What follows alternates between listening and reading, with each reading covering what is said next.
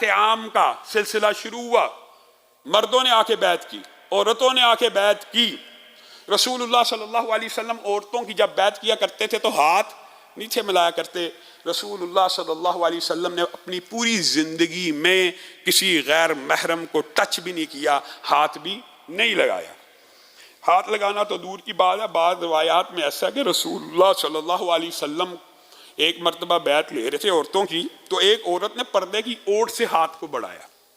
تو رسول اللہ صلی اللہ علیہ وسلم نے ہاتھ کو دیکھ کے آنکھوں کے اوپر انگلیوں کو رکھ لیا اور کہا محمد صلی اللہ علیہ وسلم غیر محرم عورت کو دیکھنا تو دور کی بات، اس کے ہاتھوں کی انگلیوں کو بھی دیکھنا نہیں چاہتے۔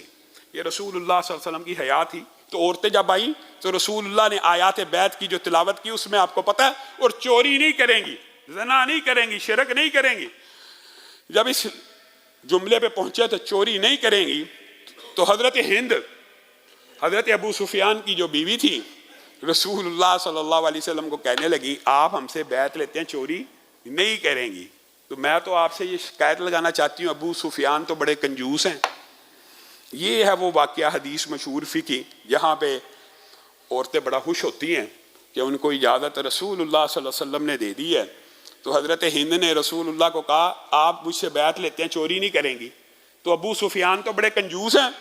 تو میں تو وہ جب آگے پیچھے ہوتے ہیں ان کی جیب سے پیسے نکال لیتی ہوں اور ان کے مال میں سے خرچ کر لیتی ہوں، اب بتائیے آپ نے میرے سے بیعت لینی ہے کہ نہیں لینی؟ تو رسول اللہ صلی اللہ علیہ وسلم مسکرانا شروع ہو گئے اور کہنے لگے ہند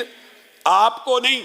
رہتی دنیا تک قیامت تک کے لیے مفہوم یہ ہے، میری امت کی بیٹیوں اور عورتوں اور بیویوں کو اجازت ہے اگر ان کے خاوند کنجوس ہوں اور ان کا خرچہ نہ اٹھاتے ہوں تو اتنا خرچہ لے سکتی ہیں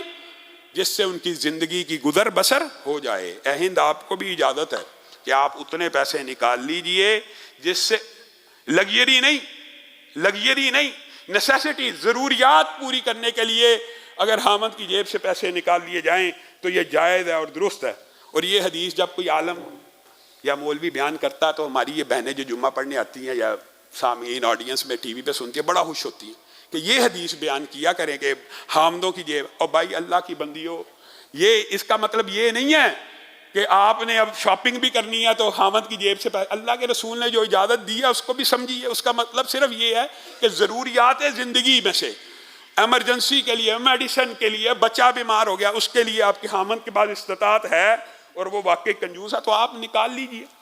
تو اس کے بعد رسول اللہ صلی اللہ علیہ وسلم نے جب آگے کہا زنا نہیں کریں گی تو وہ کہنے لگیں کیا خاندانی عورتیں زنا بھی کیا کرتی ہیں؟ اللہ کے رسول یہ تو خاندانی عورتوں کے، اور پھر وہاں پہ